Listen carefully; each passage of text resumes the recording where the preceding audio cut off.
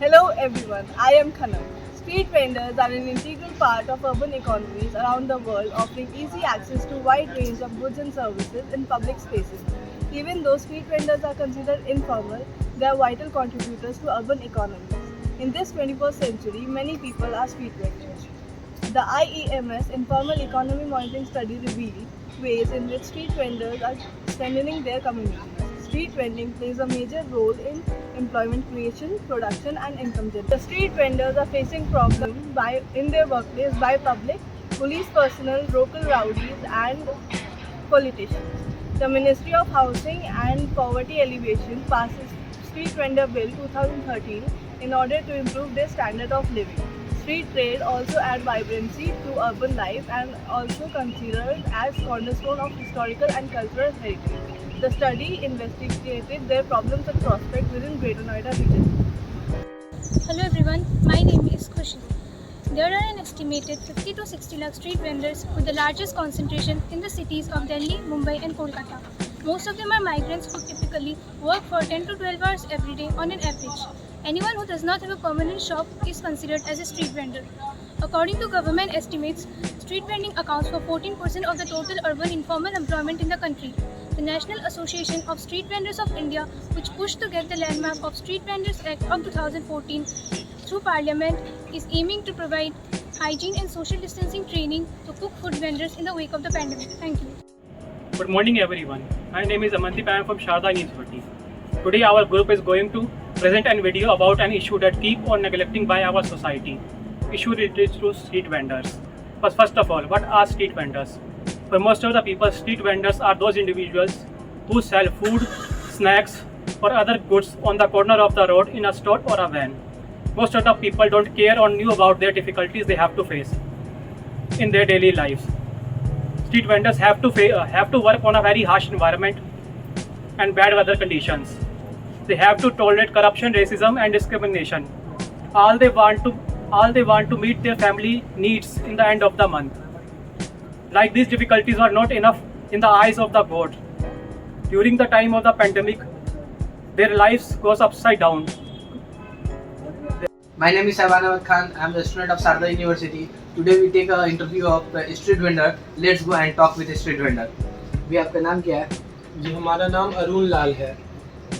भैया आप यहाँ पे कितना दिन से मतलब शॉप दुकान मतलब खोले हुए? यहाँ तो भैया 3-4 साल हो गया। अच्छा 3-4 साल से मतलब आप यहाँ पे दुकान लगाए हुए हैं तो आपको कुछ ऐसा प्रॉब्लम जो होता मतलब परेशानी जैसे कि आपको होता होगा जैसे आप बता सके जैसे हम लोग? भैया आपका सवाल है गलती है, पूछिए कि क्या परेशानी नहीं है हमको। ना गर्मी देख रहे हैं, धीक जाता है ना, पसीना से नहा लेते रहते हैं। और एक तो ये जो कोरोना आया था भैया, पेट काट के चल गया गरीब आदमी। बहुत तकलीफ आप लोगों को भी तकलीफ हुआ होगा, लेकिन हम लोग ऐसा रोज कमाने धमाने वाला आदमी के ज्यादा तकलीफ होता है। क्या ही बताएं, गांव से आए थे, मुखिया जी से कर्जा लिए थे कि जाएंगे शहर में तनी बिजनेस करेंगे, कुछ 2 पैसा कमाएंगे, बाल बच्चा के पोसेंगे पालेंगे। तो भैया कोरोना आया, क्या बताएं, फिर से मुखिया जी से कर्जा लेवे पड़ा। क्या ही बताएं आपको हम दिक्कत। आपको देख के तो बहुत ज्यादा मतलब ऐसा लग रहा है कि आपको कोई मतलब मदद ही नहीं किया, मतलब आप बहुत ज्यादा परेशानी में हैं। मदद तो किए हैं मुखिया जी, कुछ पैसा वैसा तो दिए थे, लेकिन रोज फोन करके घर आते हैं, कहते हैं पैसा कहीं ना लौटेगा। क्या बताएं, ये काम धंधा कुछ हो नहीं रहा है। इतना गर्मी में कोई कस्टमर नहीं आता है, कोई आया भी तो उसे चल गया है फोनवा से ऐसे पैसा देवे वाला। अच्छा ऑनलाइन पेमेंट? हाँ, वो कितना आदमी इस बिना पकड़े भाग जाता है भैया, खा लेता है, मतलब धोखा हो जाता है मतलब ऑनलाइन पेमेंट में। धोखा भैया बहुत, आज के आदमी सब बहुत फ्रॉड हो गया। My name is Mrityunjay Kumar. I study physiotherapy in Sharda University. Today I was talked to some street vendors about his and her problems. आपका नाम क्या हुआ? मेरा नाम धर्मेंद्र सिंह है। धर्मेंद्र सिंह।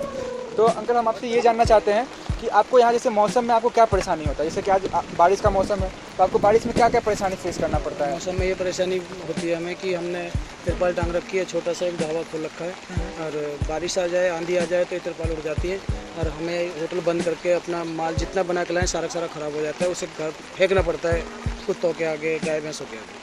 हाँ, तो जैसा कि हम लोग खुद भी देख रहे हैं कि आपको चूल्हा बंद करना पड़ रहा है बारिश के मौसम में, और जैसे कि आपको यहाँ पे और एक परेशानी होती है कि साफ़ सफाई में आपको क्या होता है कि साफ़ सफाई करने आते हैं बाहर से लोग या फिर आपको खुद ही यहाँ साफ़ सफाई करना हमें पड़ता है? खुद ही करनी पड़ती है, बाहर से भी आते हैं लेकिन हमें खुद भी करनी पड़ती है, वो खुद ही साफ़ सफाई यहाँ खुद से करना पड़ता है? खुद भी करनी पड़ती है। ओके, धन्यवाद।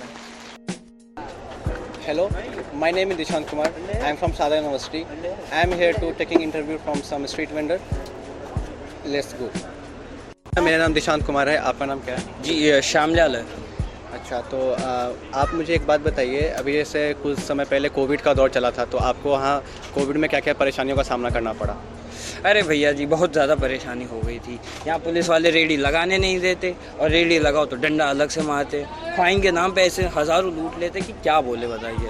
अब बीच में हमको कोविड भी हो गया था, परिवार को कोविड हो गया था भैया जी, क्या बोले, इलाज के लिए पैसे नहीं थे। वो तो ऊपर वाले का शुक्र है हम बच गए, लेकिन क्या बोले भगवान, बहुत ही ज़्यादा हमें परेशानी हो गई थी।